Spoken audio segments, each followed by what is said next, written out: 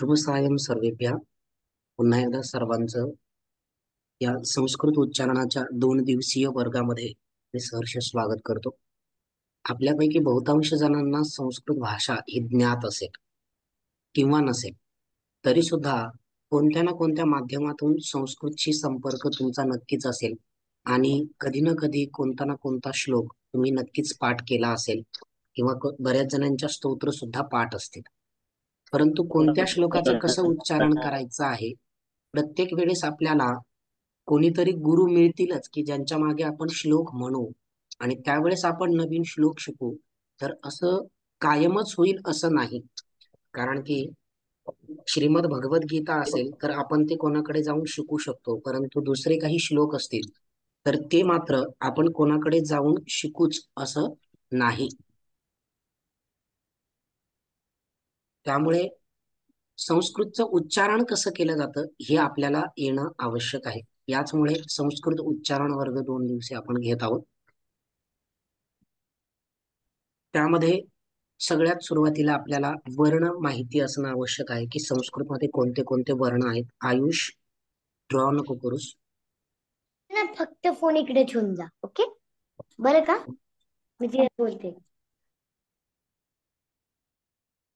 तर संस्कृत भाषेचं व्याकरण हे महर्षी पाणिनींनी लिहिलेलं आहे.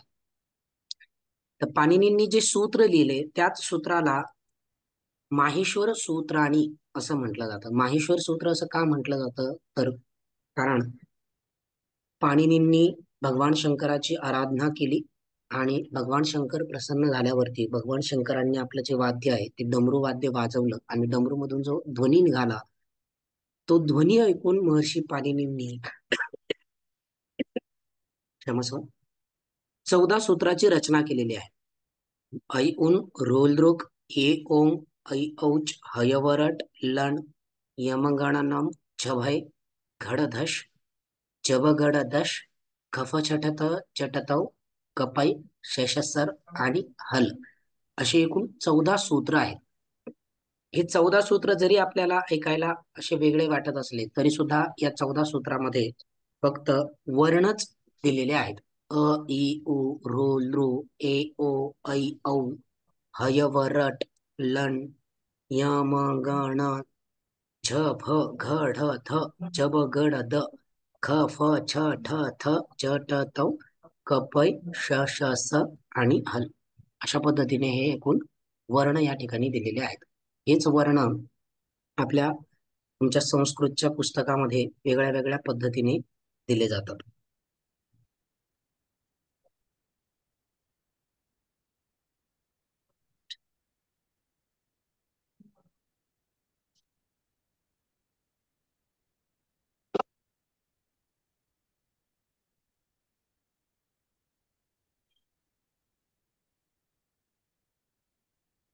जे संस्कृतचे वर्ण म्हणजेच पाणिनींनी लिहिलेले माहेश्वर सूत्र आहेत. ठीक आहे. यानंतर हे कशासाठी शिकत आहोत, तर वर्णाप्रमाणे आपल्याला उच्चारण स्थानानुसार या वर्णांचं उच्चारण करायचं आहे. हे जे वर्ण आहेत ते आपल्या मुखामधून उच्चारले जातात. आणि मुखामधून कशा पद्धतीने उच्चारले जातात, कारण की आपल्या पोटामधून जो वायू येतो तोच वायू आपल्या मुखामध्ये अन्य अन्य ठिकाणी स्पर्श करून या वर्णांचं उच्चारण होतं. मग ते कोणते कोणते ठिकाण आहेत त्याला संस्कृतमध्ये उच्चारण स्थान असं म्हटलेलं आहे. तर आकृतीमध्ये तुम्हाला दिसत असेल की आपल्या चेहऱ्याची आकृती या ठिकाणी दिलेली आहे मुखाची. कोणते कोणते उच्चारण स्थान आहेत आणि कोणत्या कोणत्या उच्चारण स्थानामधून कोणत्या कोणत्या वर्णांचं उच्चारण केलं जातं हे आपण पुढील स्लाइड वरती शिकणार आहोत. या ठिकाणी आपल्याला फक्त उच्चारण स्थान समजून घ्यायचे आहे. पहिलं उच्चारण स्थान आहे कंठ, जिथे 1 नंबर दिलेला आहे बघा. कंठ म्हणजे गळा. जसं की अ, आ, ई, क, ख, ग, घ हे जे वर्ण आहेत या वर्णांचं कंठ या उच्चारण स्थानामधून उच्चारण केलं जातं. कंठ म्हणजेच गळा. त्यानंतर आहे तालू. दाताच्या वरचा जो भाग आहे त्याला तालू असं म्हटलेलं आहे. त्यानंतर मूर्धा. आपल्या मुखामध्ये जो खोलगट भाग आहे पडजिभेच्या वरचा ते स्थान म्हणजे मूर्धा आहे. जसं की ट, ठ, ड, ढ या वर्णांचं उच्चारण जर आपण केलं तर आपल्या लक्षात येईल की मूर्धास्थान कोणतं आहे. ट, ठ, ड, ढ, न. त्यानंतर दंत. दंत म्हणजेच दात, जे आपण संस्कृतमध्ये, मराठीमध्ये दात म्हणतो, तेच उच्चारण स्थान आहे. संस्कृतमध्ये त्यालाच दंत असं म्हटलेलं आहे. काही जे वर्ण आहेत त्यांचं दंत या उच्चारण स्थानामधून उच्चारण केलं जातं. त्यामुळे त्या वर्णांचं उच्चारण स्थान काय आहे, दंत. म्हणजे त्यांचं उच्चारण करण्याकरता आपल्याला दातांचं सहाय्य घ्यावं लागतं, म्हणून त्यांचं उच्चारण स्थान काय आहे, दंत. त्यानंतर नासिका. नासिका म्हणजेच नाक, परंतु नासिका हे मुख्य उच्चारण स्थान संस्कृतमध्ये मानलेलं नाही, तर ते मुखसहित नासिका असं उच्चारण स्थान मानलेलं आहे. म्हणजे स्वतंत्र रूपाने नासिका हे उच्चारण स्थान नाही, तर मुखसहित नासिका असं उच्चारण स्थान आहे. कारण की फक्त नाकामधून आणि फक्त तोंडामधून अशा एकाही वर्णाचं उच्चारण होत नाही, तर अनुनासिकाचं उच्चारण होत नाही, तर मुखसहित नाकामधून अनुनासिकाचं उच्चारण होतं. हे अनुनासिक म्हणजे काय आहेत, तर ग, य, न, न, म. उदाहरण म्हणून म हा हे व्यंजन आपण घेऊयात. म हे अनुनासिक व्यंजन आहे. म्हणजे म या व्यंजनाचं उच्चारण करण्यासाठी आपल्याला फक्त नाकाचं साह्य लागत नाही, तर मुखाचं सुद्धा साह्य लागतं. मुखसहित नाकामधून म या व्यंजनाचं उच्चारण होतं. बरोबर. जसं की पहा, म, म. जर आपण नाक बंद केलं आणि म म्हणण्याचा प्रयत्न केला, तर म चं उच्चारण होणार नाही. नाक बंद करून बघा, माईक म्यूट असतानाच ब, ब असं उच्चारण होत आहे. बरोबर. आणि नाक उघडे ठेवून तोंड जर बंद केलं आणि म चं उच्चारण करण्याचा प्रयत्न केला, तरी सुद्धा म चं उच्चारण होणार नाही. असं उच्चारण होत आहे.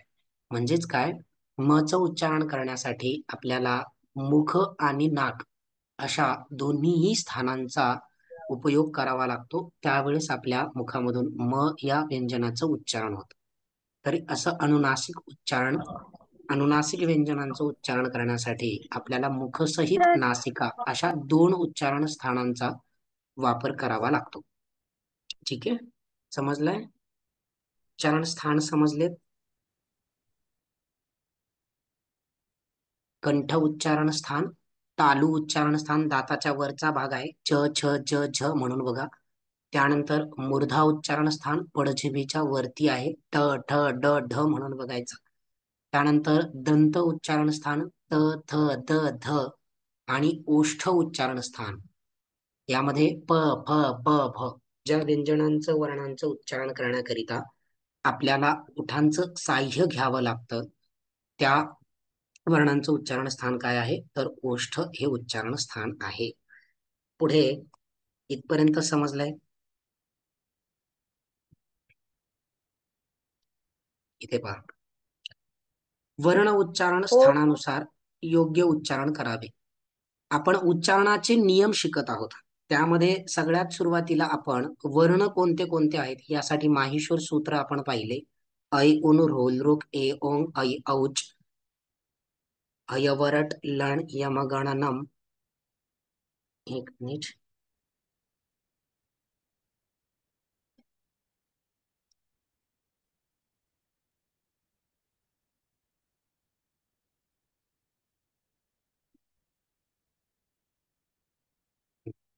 ऐ, उन, रोल, रुक, ए, ओंग, हयवरट, लण, यमगणनम, झभय, घडधश, जबगडधश, खफ, छटत, चटतव, कपै, शेषसर आणि हल असे वर्ण आहेत.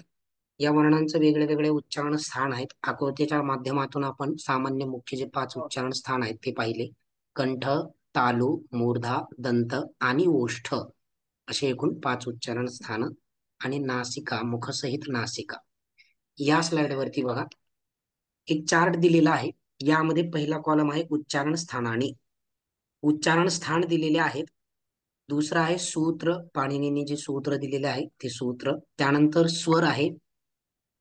त्यानंतर व्यंजन आहेत आणि त्या स्थानानुसार त्या व्यंजनांना काय नाव येतं हे शेवटच्या कॉलम मध्ये इथे दिलेलं आहे. वर्णानाम स्थानानी. ठीक आहे, वर्णांचं स्थान या ठिकाणी नाव दिलेलं आहे. उदाहरण बघा, कंठ उच्चारण स्थान आहे. कंठ म्हणजेच काय, गळा. अकुह विसर्जनीयानाम कंठः. याचंच विश्लेषण स्वर आणि व्यंजन या कॉलम मध्ये दिलेलं आहे. कोणते कोणते स्वर आणि कोणते कोणते व्यंजन कंठ या उच्चारण स्थानामधून उच्चारले जातात हे इथे दिलेलं आहे. बघा, आ आणि असे उच्चारण स्थान आहेत. त्यानंतर व्यंजन कोणते कोणते आहेत? स्वर आहेत आ. व्यंजन कोणते कोणते आहेत की ज्यांचं कंठ या स्थानामधून उच्चारण होतं? क, ख, ग, घ, ङ आणि ह. आणि शेवटी विसर्ग सुद्धा दिलेला आहे, कारण की विसर्गाचं उच्चारण आपण ह प्रमाणे करत असतो. तुम्ही माईक म्यूट असतानाच उच्चारण करून पाहू शकता. क, ख, ग, घ, ङ अशा पद्धतीने. ठीक आहे. त्यानंतर उच्चारण स्थान आहे तालू. तालू म्हणजे दाताच्या वरचा भाग. जसं ई, ई, च, छ, ज, छ, य, य आणि श.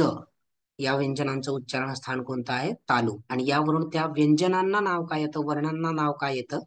तर तालव्य असं नाव येतं. की ज्या व्यंजनांचं वर्णांचं उच्चारण तालू या स्थानामधून होतं त्या वर्णांना तालव्य असं नाव येतं. त्यानंतर आहे मूर्धा. उच्चारण स्थान आहे मूर्धा, म्हणजेच आपल्या मुखामधील जो वरचा खोलगट भाग आहे त्या स्थानाला मूर्धा असं ते उच्चारण स्थान आहे. उदाहरण म्हणून ट, ठ, ड, ढ, ण, र आणि श इत्यादी व्यंजनांचं मूर्धा हे उच्चारण स्थान आहे. त्यानंतर स्वर कोणते कोणते आहेत? तर रू आणि रू आहे. यावरून त्यांना नाव काय येतं? तर मूर्धन्य. म्हणजे टचं उच्चारण स्थान मूर्धा आहे आणि टचं नाव काय आहे? तर मूर्धन्य हे त्याचं नाव आहे. मूर्धन्य टकार, मूर्धन्य हे त्याचं नाव आहे. त्यानंतर दंताहा. दंत म्हणजे दात.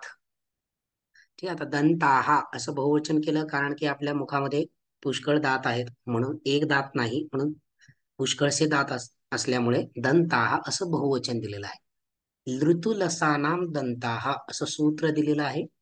कोणते कोणते स्वर आहेत ज्यांचं उच्चारण दंत या स्थानामधून होतं? तर एकच स्वर आहे, लृ हा स्वर आहे.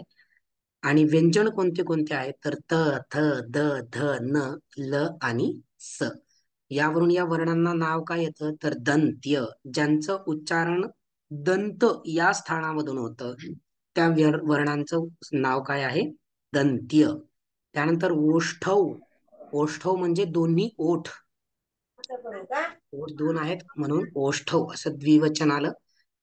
उ, ऊ, प, फ, ब, भ, म यांचं उच्चारण करून आपण पाहू शकता की दोन्हीही ओठ एकमेकाला चिटकतात. त्याच वेळेस प, फ, ब, भ, म या वर्णांचं या व्यंजनांचं उच्चारण होतं, म्हणून त्यांचं उच्चारण स्थान काय? ओठ. प, फ, ब, भ आणि म. त्यानंतर मुखसहित नासिका. हे आत्ताच मी तुम्हाला सांगितलं की ङ, य, ण, न, म हे जे 5 व्यंजन आहेत, या व्यंजनांचं स्थान मुखसहित नासिका आहे. फक्त मुखही नाही आणि फक्त नासिका सुद्धा नाही. ठीक आहे. काही स्क्रीनवरती ड्रॉ करायचं नाही. जे ड्रॉ करतायत मी त्यांना रिमूव्ह करतोय, तुमच्या कदाचित लक्षात आलं असेल. मुखसहित नासिका ङ, य, ण, न, म. नाक जर आपण दाबलं, बंद केलं तर द, द, द. न च उच्चारण असं होत आहे. कसं होत आहे? The, the, the. पण जर आपण मुख दाबलं, मुख बंद केलं आणि नाकामधून न च उच्चारणाचा प्रयत्न केला तरी सुद्धा न च उच्चारण होणार नाही. म्हणजेच काय? आपल्याला न च उच्चारण करण्यासाठी मुखसहित नासिकेचं साह्य घ्यावं लागतं. ग, य, ण, न आणि म हे या व्यंजनाचं उच्चारण स्थान काय आहे? तर मुखसहित नासिका. पुढे पहा, कंठ तालू. कंठ आणि तालू असे दोन्ही उच्चारण स्थान आहेत. ऐ या दोन स्वरांचे. कंठोष्ठ, कंठ आणि ओष्ठ असे दोन्ही उच्चारण स्थान आहेत. ओ आणि औ. दंतोष्ठ, दात आणि ओठ असे दोन्ही उच्चारण स्थान आहेत. एकाच व्यंजन आहे. व जिव्हामूलीय क, ख. जिव्हामूलीय क, ख हे जे व्यंजन आहे क आणि ख यांचं उच्चारण मात्र वेदाच्या मंत्रांमध्येच आपल्याला पाहायला मिळतं. क, ख. त्यानंतर मुखसहित नासिका हे आपण पाहिलेलंच आहे. अनुस्वाराचं सुद्धा उच्चारण स्थान मुखसहित नासिका हेच आहे. आणि ङ य ण न म यांचाच अनुस्वार होतो. ठीक आहे. यावरती तुम्हाला एक शंका यायला पाहिजे. या स्लाइड वरती स्क्रीनशॉट घेऊ शकता तुम्ही.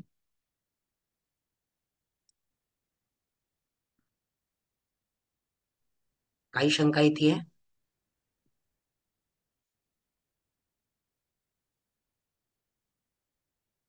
शंका नाहीये काही? या स्लाइड वरती शंका यायला पाहिजे. कोण विचारतंय? नंदिनी मॅम. हा सर, आचार्य एक विचारायचं होतं, जी अनुनासिक आहेत ना पहिली दोन, त्याचं नक्की उच्चार कसं होतो जरा सांगा ना. आता याचं स्वतंत्र रूपाने जर उच्चारण करायला लागलो आपण तर थोडस अवघड आहे. खूप सराव लागेल त्याला.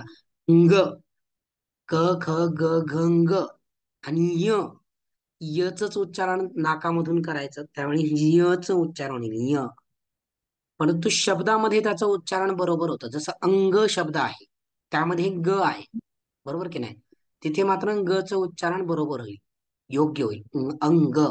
तर शब्दामध्ये त्याचा उच्चारणाचा सराव करायचा आहे. स्वतंत्र नंतर हळूहळू स्वतंत्र वर्णाचं उच्चारण आपोआप येईल. आचार्य म्हणजे पहिल्याचा साधारण ग सारखा होतो आणि दुसऱ्याचा हो साधारण हो, य सारखा होतो. य सारखा होतो, परंतु नाकामधून उच्चारण होतं य अशा पद्धतीने. ङ य. अजून शंका यायला पाहिजे. किती नाही येते स्लाइड वरती शंका काही? स्वराच्या कॉलम वरती शंका येते. स्वरचा कॉलम पहा. हो सर, नंबर 3 लिहिलंय ते काय आहे? अ3, ई3.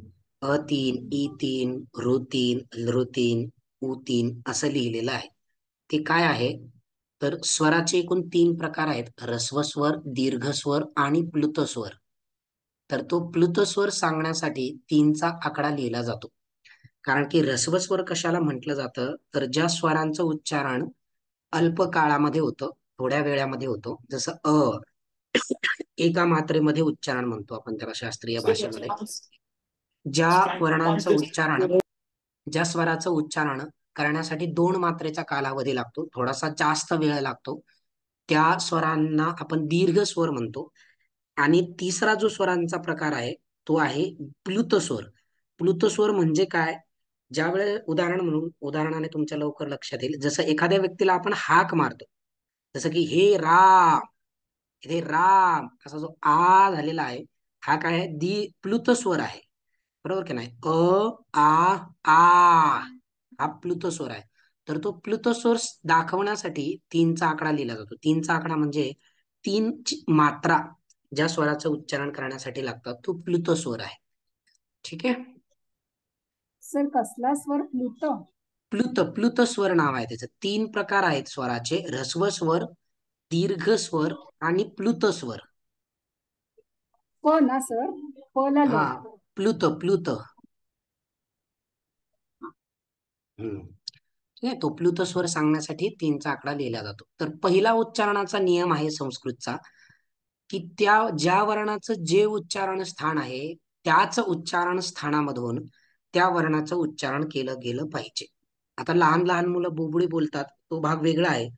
परंतु पुष्कळशी मोठे माणसं सुद्धा जाणून बुजून एखाद्या वर्णाचं उच्चारण ल सारखं, र सारखं असं वेगळं करतात. जसं की र चं उच्चारण आहे तर पुष्कळ व्यक्ती ल सारखं करतात. तर तसं व्हायला नको. ज्या वर्णाचं जे उच्चारण स्थान आहे त्याच उच्चारण स्थानामधून त्याचं उच्चारण झालं पाहिजे.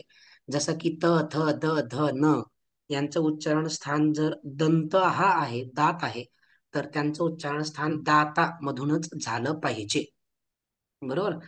या पद्धतीने. त्याप्रमाणे ज्यांचं उच्चारण स्थान कंठ आहे त्यांचं उच्चारण, त्या वर्णांचं उच्चारण हे कंठ याच स्थानामधून झालं पाहिजे. हाच आहे उच्चारणाचा सगळ्यात अगोदरचा महत्वाचा नियम. ठीक आहे. पुढचा नियम पहा. जोड अक्षराचा नियम. संस्कृतमध्ये पुष्कळशे जोड अक्षर आहेत. जोड अक्षराशिवाय एक सुद्धा श्लोक आपल्याला पाहायला मिळत नाही. कारण की संस्कृतमध्ये वर्ण संयोग करून शब्द तयार केले जातात आणि पुष्कळसे शब्द असल्यामुळे पुष्कळ जोड अक्षर सुद्धा आहेत. जोड अक्षराचं उच्चारण कसं करायचं आहे, तर जोड अक्षराचं उच्चारण हे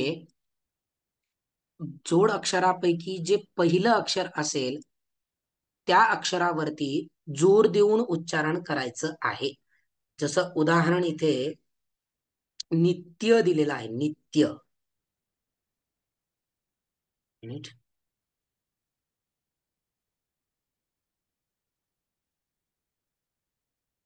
जोड अक्षराचे उच्चारण करताना जोड अक्षरापैकी प्रथम अक्षरावरती जोर द्यायचा आहे. आपण आपल्या व्यावहारिक शब्दामध्ये सुद्धा जोर देऊनच उच्चारण करतो. जसं की नित्य शब्द आहे, आपण नित्य असं म्हणतो का? नाही म्हणत. नित्य असं म्हणत नाही. असत्यम असं म्हणतो का? नाही. असत्यम म्हणजेच काय? जोड अक्षरापैकी जे पहिलं अक्षर असेल त्यावरती आपण जोर देतो. उदाहरण म्हणून इथे नित्य शब्दाचा विग्रह दिलेला आहे. न धन ई धन त धन य धन अ. तर त्य मध्ये जे जोड अक्षर आहे नित्य शब्दामध्ये त्य, त्यामध्ये पहिलं व्यंजन काय आहे, तर पहिलं व्यंजन आहे त. त्याच त वरती आपण जोर देऊन उच्चारण करतो नित्य. कसं उच्चारण करतो? नित्य. ठीक आहे. त्याचप्रमाणे संस्था, इथे सुद्धा जोड अक्षर काय आहे, तर स्था हे जोड अक्षर आहे. बरोबर. त्यापैकी पहिलं अक्षर काय आहे, तर स हे पहिलं अक्षर आहे. त्यामुळे संस्था अशा पद्धतीने उच्चारण करतो. समस्या, आपण समस्या असं म्हणतो का? नाही म्हणत. तर समस्या, स्या जे जोड अक्षर आहे त्यामधील पहिलं अक्षर स याचा आपण जोर देऊन उच्चारण करतो. समस्या याप्रमाणे. असत्यम, असत्यम म्हणतो का आपण? नाही म्हणत. तर असत्यम. आराध्या, यामध्ये सुद्धा ध्या हे जोड अक्षर आहे. त्यामध्ये पहिलं अक्षर काय आहे? ध. जोड अक्षर म्हणजे काय समजलं ना? तुम्हा सगळ्यांना जोड अक्षर म्हणजे काय माहिती आहे हे गृहीत धरून मी सांगत आहे. जोड अक्षर म्हणजे दोन व्यंजन एकमेकाला जोडलेली असतात, त्याला आपण जोड अक्षर असं म्हणतो. ठीक आहे. आराध्या, ध आहे पहिलं व्यंजन जोड अक्षरामध्ये, म्हणून आराध्या. नित्य. श्लोकामध्ये पाहूया. श्रीमद भगवद्गीतेतला पहिला श्लोक इथे दिलेला आहे. धर्मक्षेत्रे कुरुक्षेत्रे समवेता युयुत्सवः मामकाः पांडवाश्चैव किमकुर्वत संजय. जे जे जोड अक्षर आहेत त्या त्या जोड अक्षराला इथे लाल रंग दिलेला आहे. धर्मक्षेत्रे, क्षेत्रे, कुरुक्षेत्रे समवेता युयुत युयुत्सवः. युयुत्सवः, युयुत्सवः असं नाही म्हणत आपण. युयुत्सवः. मामकाः पांडवाश्चैव, पांडवाश्चैव किम कुर्वत संजय याप्रमाणे. ठीक आहे. जोड अक्षराचा नियम समजलाय. जोड अक्षराचं उच्चारण कसं करायचं आहे, तर जोड अक्षरापैकी जे पहिलं अक्षर असेल त्या अक्षरावरती जोर देऊन उच्चारण करायचं आहे. त्यालाच द्वित्व उच्चारण करायचं आहे असं सुद्धा म्हटलं जातं. जसं नित्य, सत्य, असत्यम, संस्था, समस्या, पुष्कळसे शब्द आहेत. परंतु हा नियम आपल्याला कधी लक्षात ठेवायचा आहे, ज्या वेळेस आपण श्लोक शिकत आहोत त्यावेळेस. आपले जे व्यावहारिक शब्द आहेत ते व्यावहारिक शब्द उच्चारताना मात्र आपण बरोबरच उच्चारण करतो. कारण की आपली जी बोली भाषा आहे मराठी भाषा, ती भाषा सुद्धा संस्कृत मधूनच आलेली आहे. त्यामुळे नित्य, असत्य, सत्य असंच आपण उच्चारण करतो. तत्र, तत्र म्हणत नाही आपण. सत्य म्हणत नाही. सत्य, सत्यच म्हणतात सगळेजण. परंतु हा नियम आपल्याला श्लोक शिकताना लक्षात ठेवायचा आहे, की ज्यावेळेस आपण श्लोक शिकू आणि श्लोकामध्ये जे जोडाक्षर येतील त्या जोडाक्षराचं उच्चारण करताना आपल्याला जोर देऊन उच्चारण करायचं आहे. ठीक आहे. समजलाय? जोडाक्षराचा नियम समजलाय? सर हम्म. क्षेत्रीय कसं काय जोड शब्द येऊ शकतं? क्षत्रिय हे जोड अक्षरच आहे. कसं आहे? कोण सांगेल? कोण होतं? ऋग्वेदी आहे? सर मैं बोलूं क्या? हम्म श वो क और क हलंत और श को मिला के बना है। हाँ, क्ष कैसे बना है? क और श को मिलाकर बना है, वो स्वतंत्र वर्ण नहीं है। ठीक है ना? क और श को मिलकर बना है। क आणि श ला मिळून क्ष बनलेला आहे, तो स्वतंत्र वर्ण नाही. मराठीमध्ये तो स्वतंत्र वर्ण दिला जातो, परंतु संस्कृत मध्ये मात्र तो स्वतंत्र वर्ण नाही. तर तो क आणि श अशा दोन व्यंजनांना मिळून तयार झालेला आहे. ठीक आहे, समजलंय? अनुस्वाराचं उच्चारण पाहूयात. तिसरा नियम चालू आहे आपला, अनुस्वाराचं उच्चारण कसं करायचं आहे.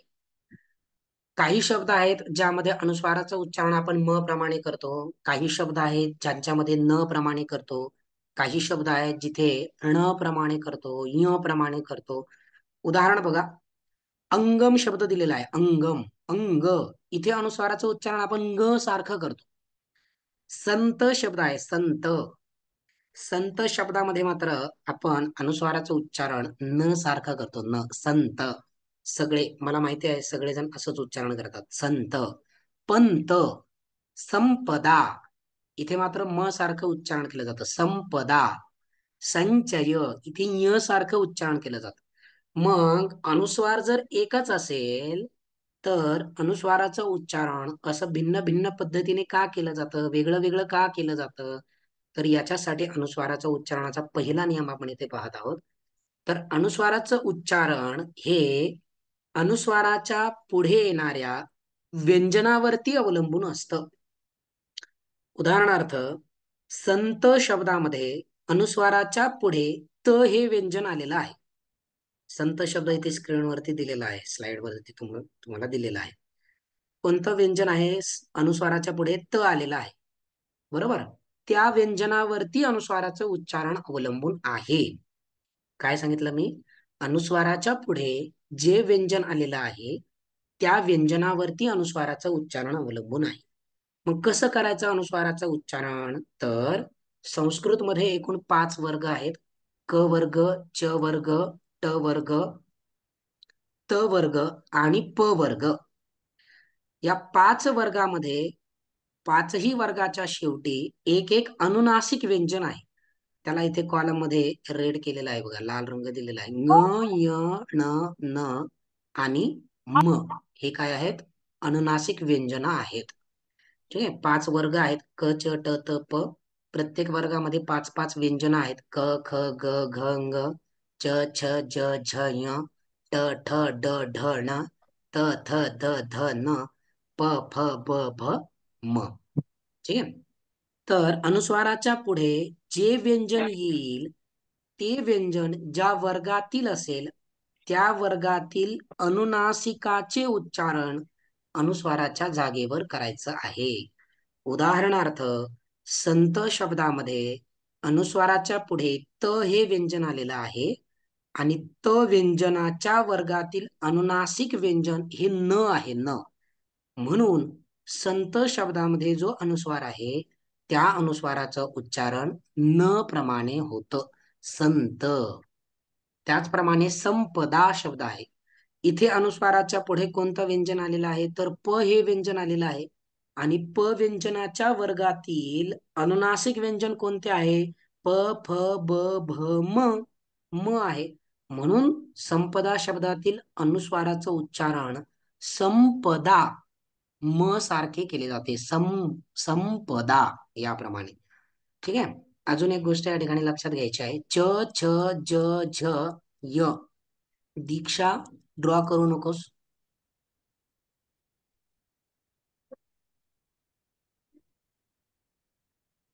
ठीक आहे,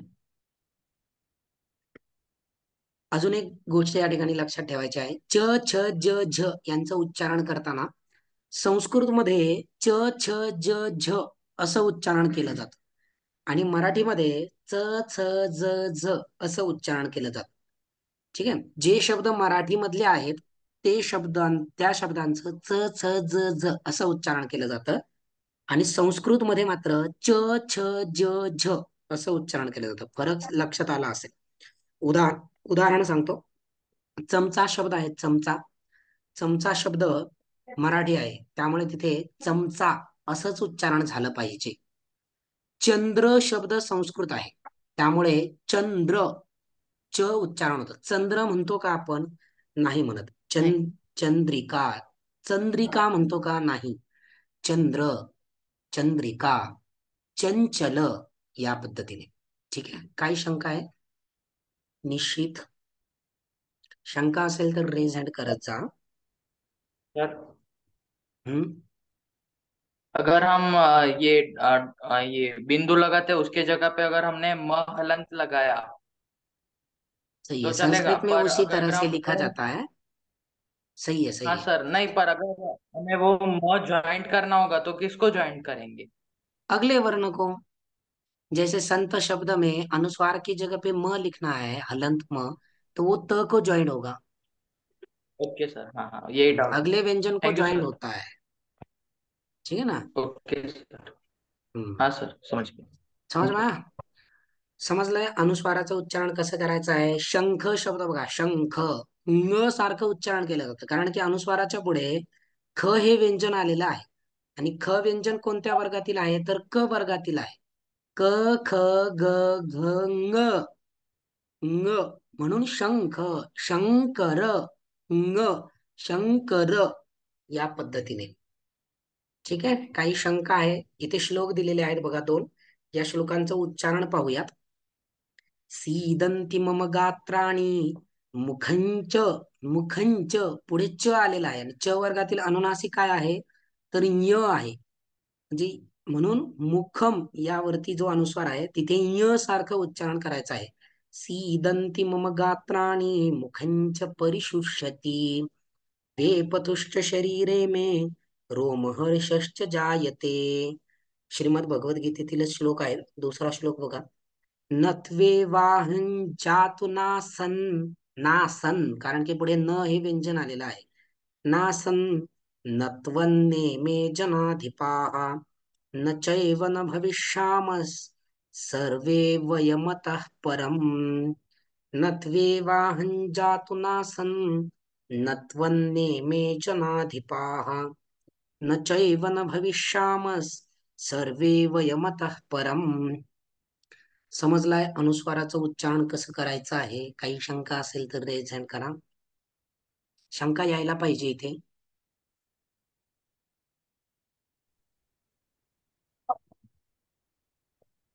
शंका आहे श्रेयांशी?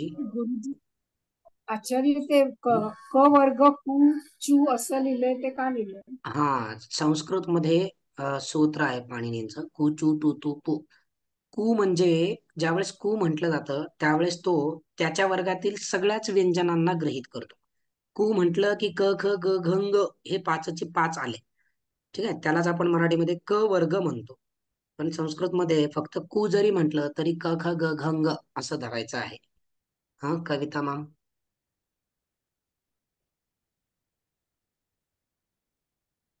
आचार्य, हे न न त्वम न त्वम नेमे असं आम्ही न त्वम नेमे असं म्हणायचो. म्हणजे ते त्वम हे संस्कृत मधलं रूप आहे का नुसतं न त्वम नेमे असंच म्हणायचं?